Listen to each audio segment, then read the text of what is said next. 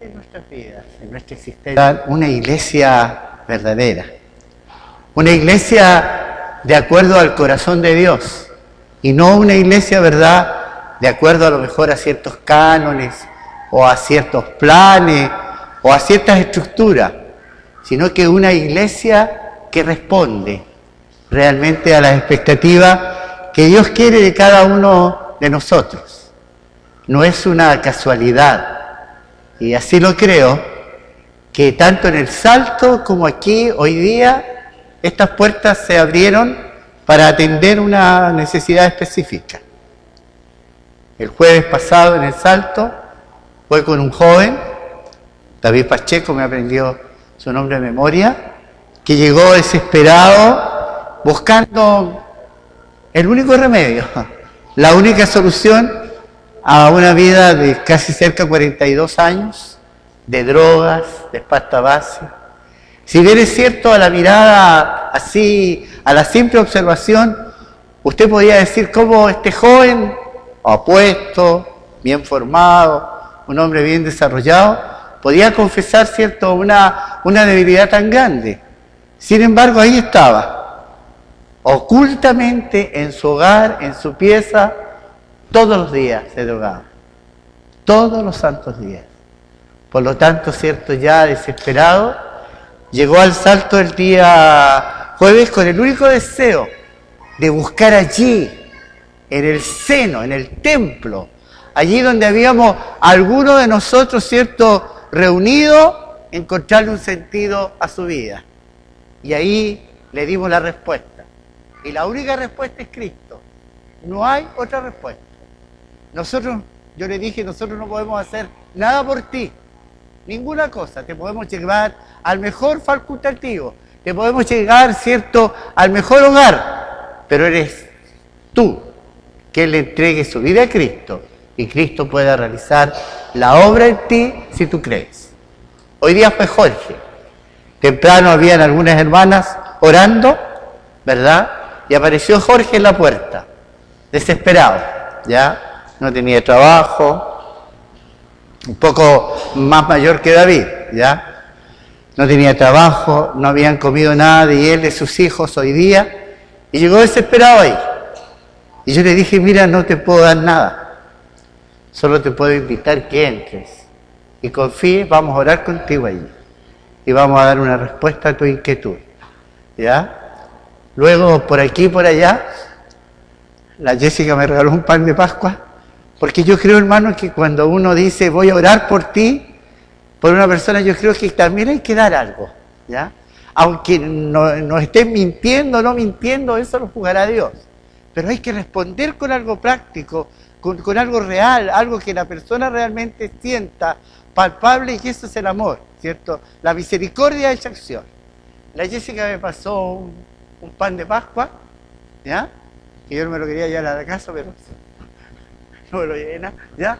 Y lo tomé, y por aquí y por allá, y le llevé allí. Cuando yo le llevé eso, él se puso a llorar y me dijo, hermano, yo no he venido a buscar limosna, no, si no quiero darle limosna, esto se lo estamos dando, no es limosna, vaya por favor, compre lo que pueda ir comprar, vaya y sírvase una taza de té, algo, pancito, algo, lo que le pueda comprar con lo que le estoy pasando, para atender a sus hijas y su familia pueda comer algo, ¿ya?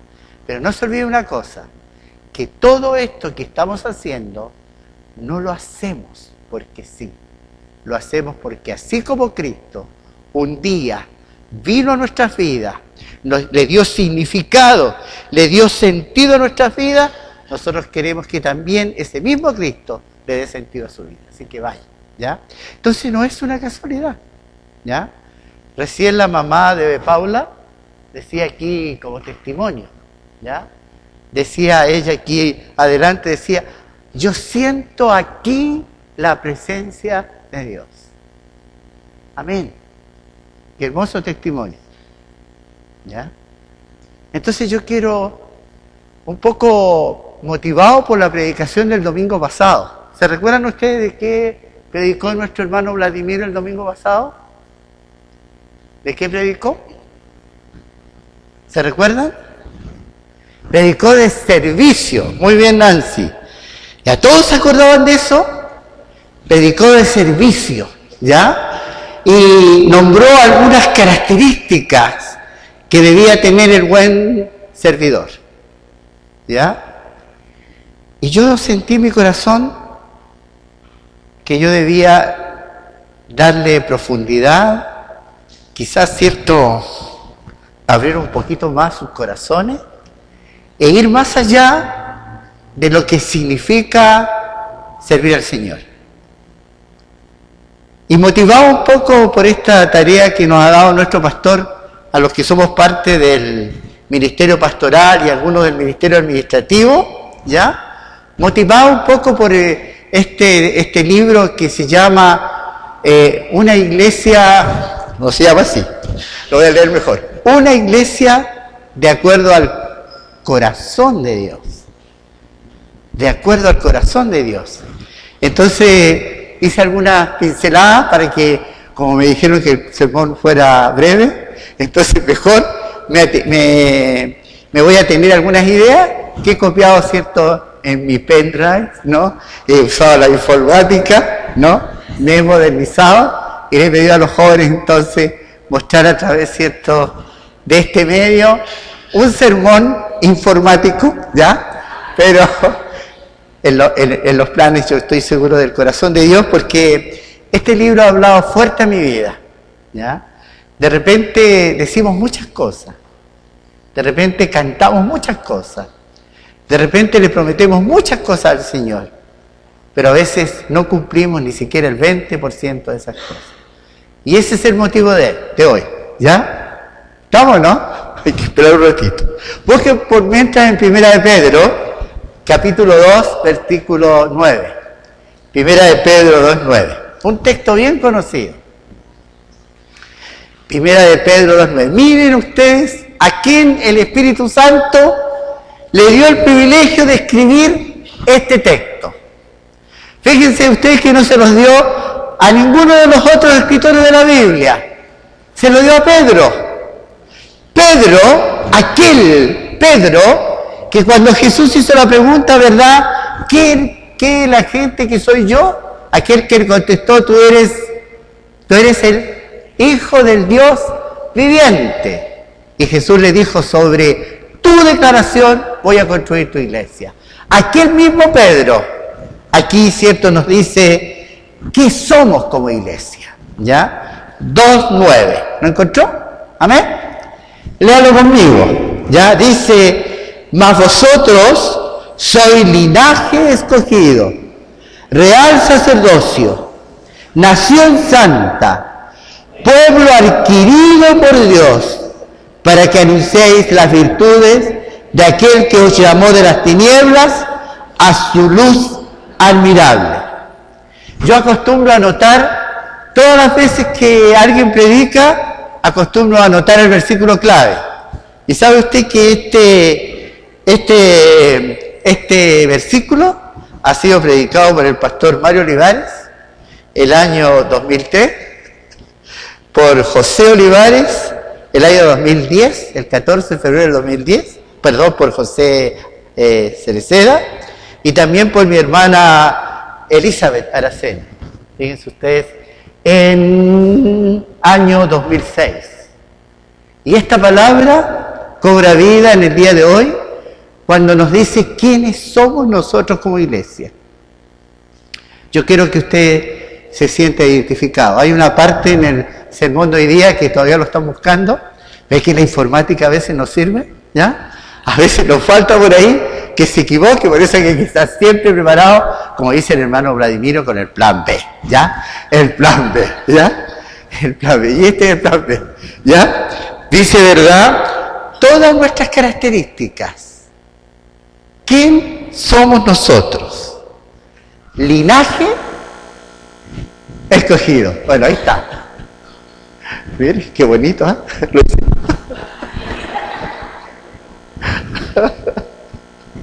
Lo único que me salieron algunas letras, su llamado no, ¿ya? Ahí está el primer versículo. La iglesia fue llamada fuera del mundo, de las tinieblas, a la luz. ¿Qué privilegio más grande, hermanos? ¿Se ha dado cuenta usted de eso? ¿Que usted es linaje escogido? ¿Que usted ha sido escogido por Dios? ¿Que no es ninguna casualidad que usted aquí esté sentadito hoy día? ¿Que usted cree que vino al culto porque usted quiso venir? No, mi hermano, usted es linaje escogido. Usted es para Dios una persona especial, ¿ya? Usted es para Dios una persona especial. Usted ha sido llamado por Dios para cumplir con un rol definido, como decía mi hermano Vladimir el día domingo, ¿ya? Y nadie puede excusarse que no estamos preparados para servir al Señor. Cada uno de nosotros, ¿cierto?, ha sido adornado con un don, con un talento de Dios. Acuérdense que nosotros también habita el Espíritu Santo y es el que nos capacita. Nuestra capacidad no alcanza para nada. Nuestras habilidades y nuestros talentos también. Todo lo hace Dios en nosotros, ¿ya? Pero dice también que nosotros somos una nación santa, mi querido hermano, nación santa. Yo siempre le digo a los hermanos del Salto que cuando yo digo nación santa, como yo vengo de un origen católico, yo me imagino que aquí está el Juanito, el Francisco, el Daniel, etcétera, etcétera, por allá. Cada uno de nosotros es santo y está en alguna posición, o no. ¿Eso espera de nosotros? No una nación santa de ese tipo, ¿verdad? A través de una estatua, a través de un valor que nos da la gente, sino que a través de lo que significa nuestras vidas, ¿cierto? Una vida en santidad es una vida entregada a Dios, tratando, ¿cierto?, de no pecar, tratando realmente de ser dignos delante de la presencia de Dios, para que la gente crea realmente que Cristo existe. Nosotros tenemos que vivir entonces una vida en santidad. Dice también que nosotros somos pueblo adquirido por Dios. ¿Qué se creyó usted? Usted no llegó aquí, ¿verdad? Porque usted quiso llegar, Dios lo llamó, ¿verdad? Dios adquirió, Dios lo adquirió a usted, Dios lo compró y usted sabe cuál fue el tremendo precio, ¿verdad? Así que eso está claro, incluso en nuestras visitas, yo espero que esté claro, ¿verdad? El significado de la muerte de Cristo en la cruz no es para nosotros un significado histórico, ni siquiera novelesco, ni siquiera de un cuento. Para nosotros es una realidad. Cuando nosotros nos imaginamos a Cristo crucificado, nos imaginamos que ahí está nuestra vida, con todos nuestros pecados, con todos nuestros errores, con todas nuestras imperfecciones. Él, Cristo Jesús, el Hijo de Dios, murió por cada uno de nosotros y seguirá muriendo, ¿cierto?, por todos aquellos que quieran entregar su vida a Él. Pueblo adquirido por Dios. ¿Para qué? Y aquí viene lo más importante. Para que anunciéis las virtudes de aquel que os llamó de las tinieblas a su luz admirable. Entonces, el primer significado, ¿verdad? La iglesia fue llamada fuera del mundo, de las tinieblas a la luz. En 2 de Timoteo 1:9. En 2 de Timoteo 1:9. Ahora el apóstol Pablo. 2 de Timoteo 1:9. ¿Qué dice ahí en 2 de Timoteo 1:9? Yo puse ahí, ¿verdad? La iglesia fue llamada con un llamamiento santo, lo que nos hace diferente a cualquiera otra organización. La iglesia es diferente a cualquiera otra organización porque la iglesia está llamada a ser una institución, una organización, lo que usted quiera llamar, ¿verdad? Su estructura tiene que estar formada por hijos e hijas santos, apartados, ¿cierto?, para una misión específica. ¿Qué dice 2 de Timoteo 1:9? ¿Ya? ¿Qué dice? Léalo conmigo.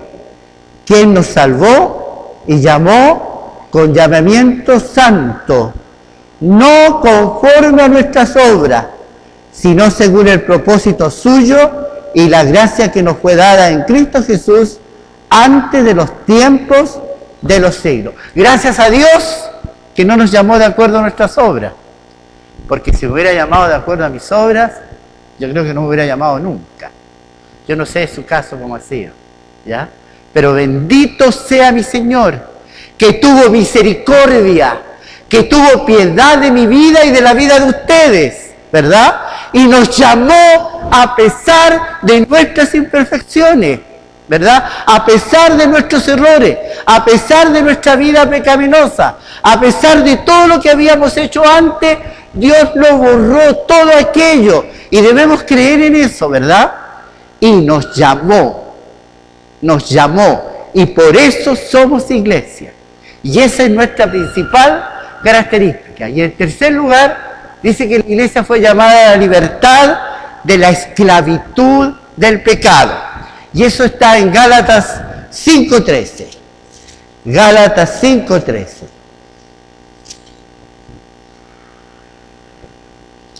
¿Qué dice Gálatas 5:13? ¿Lo encontró? ¿Qué dice? Porque vosotros, hermanos, ¿a qué dice? A libertad fuisteis llamados. Solamente, atención, que no uséis la libertad como ocasión para la carne, sino servíos por amor los unos a los otros. Quizás este último versículo entonces nos llama, ¿verdad?, que este llamamiento en particular que Dios hace a cada uno de nosotros, en este último versículo, ¿cierto?, lo identifica más en la unidad del uno con el otro. Recuerden ustedes, si es cierto, yo nunca me canso de repetir esto. Somos iglesia. Cada uno de nosotros, a ver si seguimos.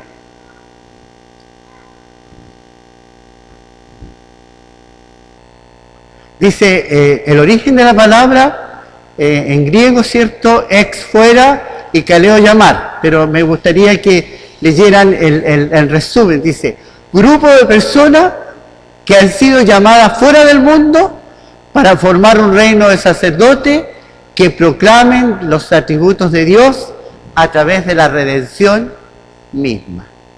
¿A quién redimió Dios a través de Jesús? ¿A quién? ¿A mí? A cada uno de nosotros. Aquí ninguno se salva.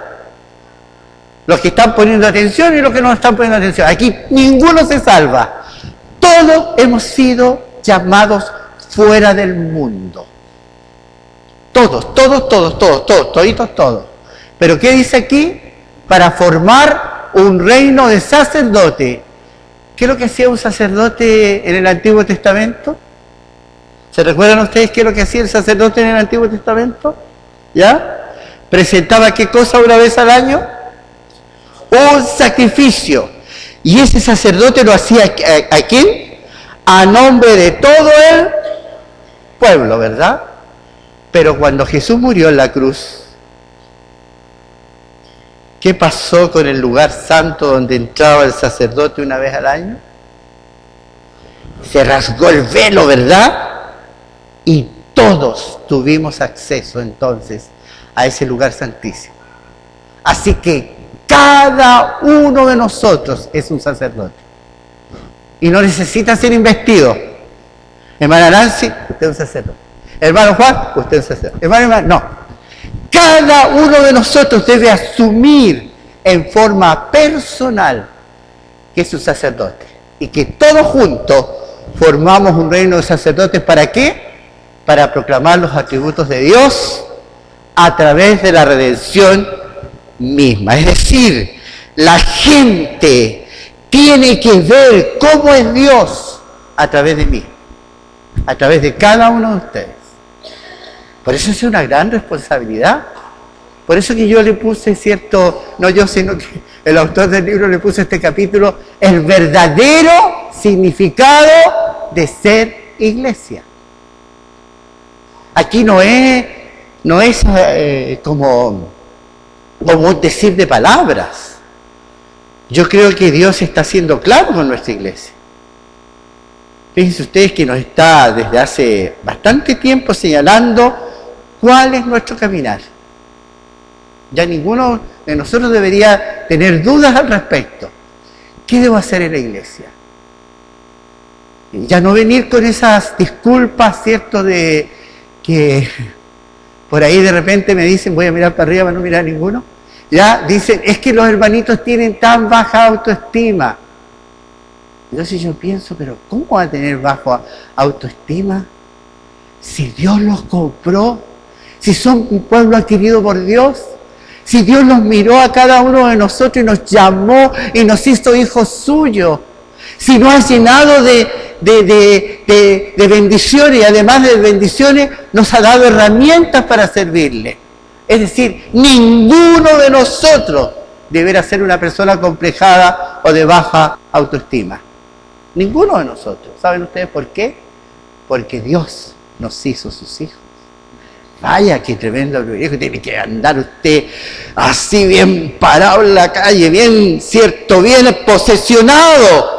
Usted es un hijo de Dios, una hija de Dios. Pero no para mandarse las partes nomás, sino que para anunciar las virtudes de aquel que nos llamó. ¿Ya? Y tiene que ser en primer lugar con nuestra vida. ¿Ya? La iglesia, dice ahí, no nació en la mente del hombre o de la mujer, sino en la mente de quién nació, en la mente de Dios. Las declaraciones de Pedro, ¿verdad?, ante Jesús fueron bastante claras. Tú eres, ¿quién? Tú eres el Hijo del Dios viviente. Tú no eres cualquier cosa. Tú eres la promesa cumplida tantos años al pueblo de Israel. Tú eres Dios mismo, encarnado. Esta mañana estuve, no me quise parar a dar gracias, pero quiero darle gracias al Señor, porque esta mañana estuve en la segunda iglesia con los alumnos de mi colegio.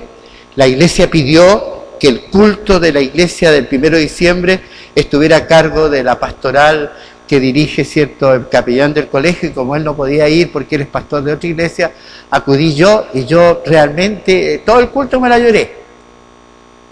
No es porque estoy viejo, sino que me la lloré porque realmente ver a nuestros niños cantarle, danzarle al Señor y dar testimonio al Señor, dirigir el devocional en la forma que lo hicieron, sin que ningún adulto, ningún colega, ningún profesor interfiriera, quiere decir que en ese corazón sano de niño está claro el sentido de lo que significa ser un hijo, una hija de Dios. Usted hubiera escuchado el testimonio de los chiquillos de octavo que le agradecían a la iglesia el hecho de tener una escuela confesional donde ellos pudieran haber formado su vida.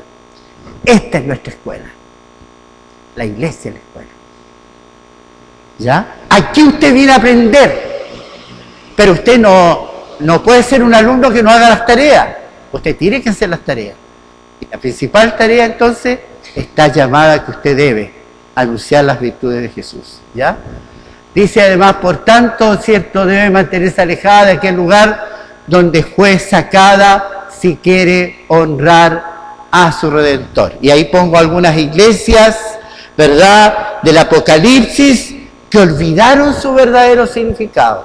Y no lo digo yo, lo dice la palabra del Señor. ¿Ya? Y puse como ejemplo a la iglesia de Sardis, que Dios la llama a través del apóstol Juan, una iglesia muerta. ¿Será verdad? A lo mejor lo estoy inventando yo. Apocalipsis, busque Apocalipsis. El último libro de la Biblia. Capítulo 3. Versículos 2 y 3. 2 y 3. ¿Qué dice el capítulo 3? Capítulo 3, 2 y 3. Perdón, del 1, 2 y 3, perdón. Escribe el ángel de la iglesia en Sardis, el que tiene los 7 espíritus de Dios y las 7 estrellas dice esto. Todos conmigo ahora. Yo conozco tus obras, que tienen nombre de que vives y estás muerto. Sé vigilante y afirma las otras cosas que están para morir, porque no he hallado tus obras perfectas delante de Dios. Acuérdate pues de lo que has recibido y oído, y guárdalo y arrepiéntete, pues si no velas, vendré sobre ti como ladrón y no sabrás a qué hora vendré sobre ti. Yo pensaba, Dios mío, ojalá que esta noche cuando me toque predicar, ninguno de los hermanos puede sentirse que forma parte de una iglesia muerta. Porque en su palabra Dios dice, te miré, iglesia, le dice a la iglesia, gracias a Dios que se lo dice a la iglesia de Sardis. Ojalá nos lo diga a nosotros. Y he hallado tus obras no muy perfectas.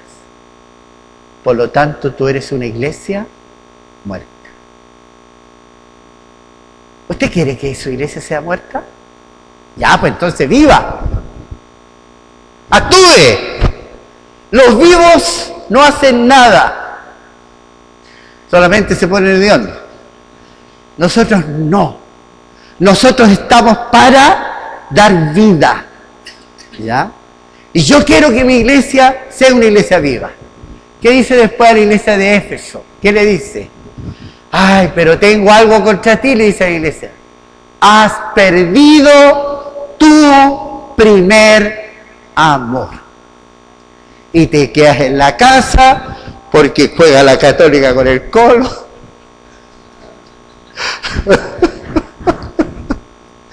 O juega Chile, ¿ya? O los jóvenes tienen por ahí cierto algún jaraneo, ¿verdad? Por favor, no, dicen los jóvenes, ¿ya? ¿Ya? O por ahí, cierto, algunos se van a tal, no, tampoco. No, has perdido tu primer... ¿Qué significa perder el primer amor? Cuando Dios se transforma nada más que en una rutina. Y cuando nosotros hacemos de la iglesia un ir y venir como que si estamos en una iglesia religiosa. Una religión, vivir una religión. Voy, escucho y me voy a mi casa. Hasta el otro domingo. El otro domingo me levanto temprano, ¿verdad? Présteme su Biblia, Ana María. Le saco un poquito de polvo a la Biblia. Vengo a la escuela dominical si tengo ganas, ¿cierto, Jenny? ¿Ya? Y en la tarde no vengo al culto porque ya vine a la escuela dominical. O sea, disculpa. Cuando Dios pasa a un segundo, tercero, cuarto, quinto lugar, nosotros hemos perdido el primer amor. ¿Usted quiere pertenecer a una iglesia que ha perdido su primer amor? Yo no, ¿ya? Yo quiero que mi iglesia siempre sea mi novia, mi esposa, mi amante, ¿ya? Bien, ¿qué más dice? La iglesia de Tiatira, ay, esta sí que me dio miedo. Esta me dio miedo, ¿ya? Porque dice que es una iglesia que aceptaba la herejía, la idolatría y la inmoralidad. Es una iglesia que consultaba el horóscopo, que creía en el loto. ¿Ya? No estoy mirando a nadie, ¿eh? Que creía en la suerte, que creía en los adivinos, que de repente le daba miedo cuando escuchaba todos esos mensajes que daban, hoy día va a terminar el mundo. ¿Ya? Cuidado, hermano, porque hay cosas que nosotros de repente hacemos y no nos damos cuenta, que son cosas herejes para Dios, no santas, y algunas cosas que de repente, cierto, rayan la inmoralidad. Mentir, no pagar, no estar al día en el agua, ni el arriendo, ni ninguna cosa en su casa, ¿ya? Y hacer que sus hijos sean testigos de sus mentiras. Cuidado, hermano. Yo no quiero que mi iglesia sea así. Yo quiero que mi iglesia sea igual como la iglesia de Filadelfia y la iglesia de Esmirna, que se libraron de ese error, ¿ya? Dice luego en la siguiente idea, La iglesia no está formada por todo aquel que asiste solamente. Así que estoy siendo un poquito duro a lo mejor. O sea, la iglesia no está formada por aquellos que asisten solamente a la iglesia. Dice que la iglesia está formada por aquellos, y lo puse con mayúscula, por aquellos y aquellas que han sido regenerados y cuya vida de santidad es evidente. ¿Está claro? Cuando la iglesia no ve evidencia de santidad en usted, usted tiene que ser disciplinado. Es parte de la iglesia. Leamos lo que dice Lucas 6:46. Lucas 6:46. Lucas 6:46. ¿Qué dice? A ver, David, ¿lo encontraste? Lucas 6:46. ¿David? Ya, pues, David, joven, dinámico, fuerte. ¿Qué dice?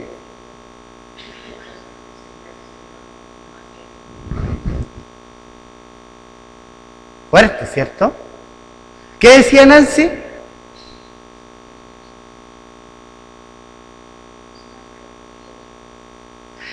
¿Qué decía Luchito? ¿Tenía una Biblia ahí abierta? ¿O el chinito? ¿Qué decía ahí? Lidia, ¿qué decía? ¿Por qué me llamáis Señor, Señor, y no hacéis lo que yo os digo? Más claro que el agua no está. Perdón lo que voy a hacer ahora.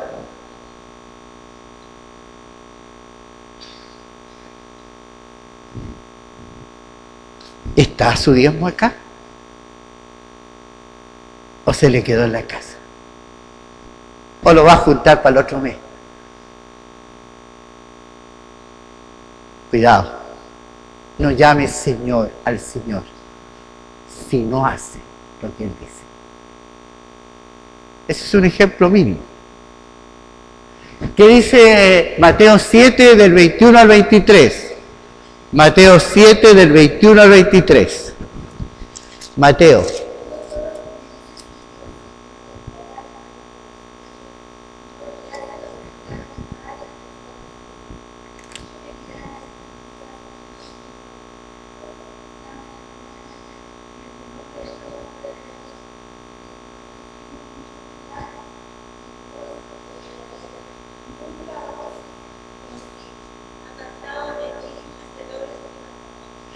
Que claro, ¿quién dijo eso?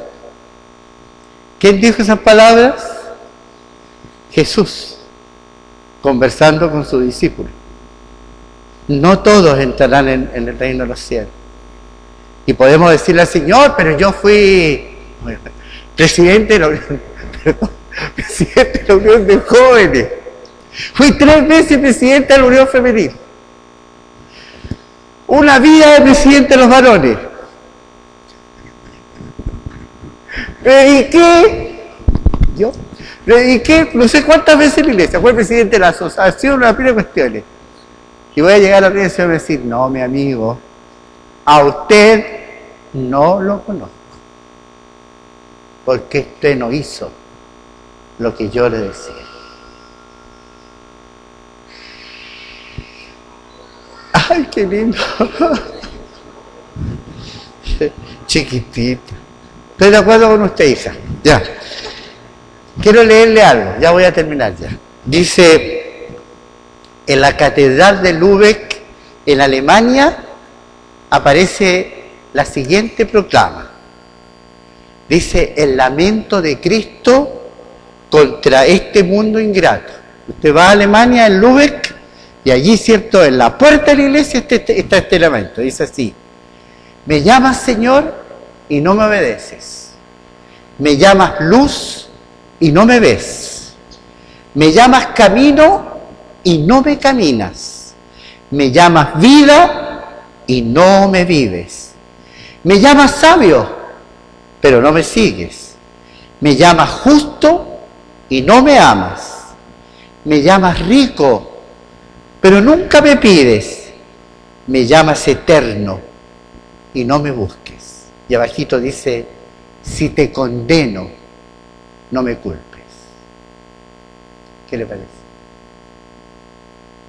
¿Qué le parece? Dice, la iglesia está formada por individuos que viven bajo el señorío de Cristo. Una cosa es llamarle Señor y otra cosa es vivir su señorío. Una cosa es decir, soy templo del Espíritu Santo. Y otra muy diferente es vivir en santidad reconociendo que soy su templo. Una cosa es leer la palabra y otra es vivirla. Y finalmente dice, muchos son los cristianos que marcan su Biblia, que la marcan, pero pocos son los que se dejan marcar por ella.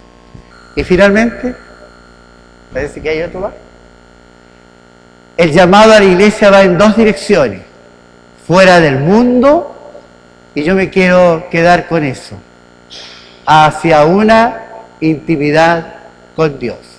Efesios 5, del 25 al 27. Hasta ahí voy a llegar.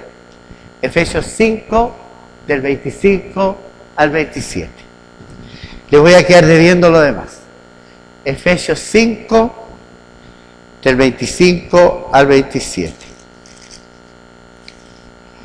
Estoy diciendo, ¿cierto? Estoy declarando que el llamado de Dios, ¿cierto?, va en dos direcciones.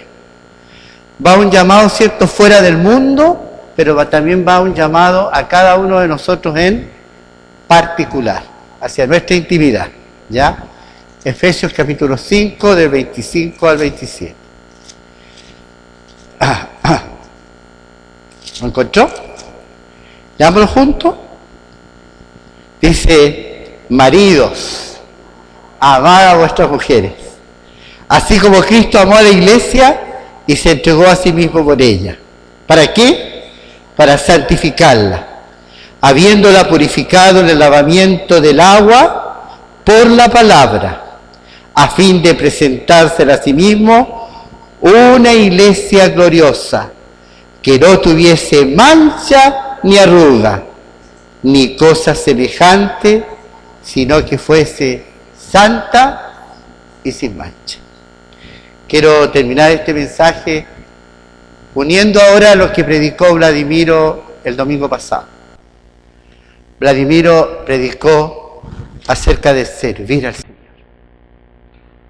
Quiero decirle, mi querido hermano, que el servicio al Señor no es producto de una emoción ni de una decisión de carácter sentimental. Es producto de una decisión, de una convicción personal. Si quiero que mi iglesia sea una iglesia pura y sin mancha, procuraré con responsabilidad vivir una vida de testimonio ante la sociedad lo más pulcra posible. Y si se equivoca, como decía lo que venía a continuación, dele curso a la confesión diaria de su pecado.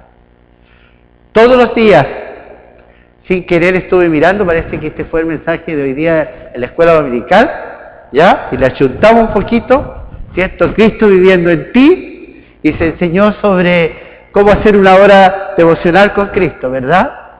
Y ahí dice, aparte un tiempo y un lugar fijo, sé consistente, ten una Biblia y un lápiz a mano, comienza, etcétera. Mi querido hermano, usted ya sabe lo que tiene que hacer.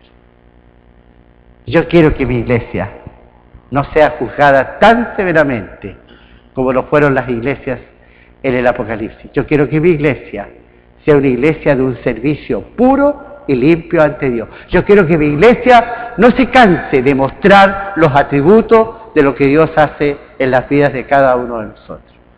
Que Dios nos ayude a ser una iglesia que tenga un verdadero significado y que esté de acuerdo al corazón de Dios. Que Dios los bendiga, hermanos. Alex.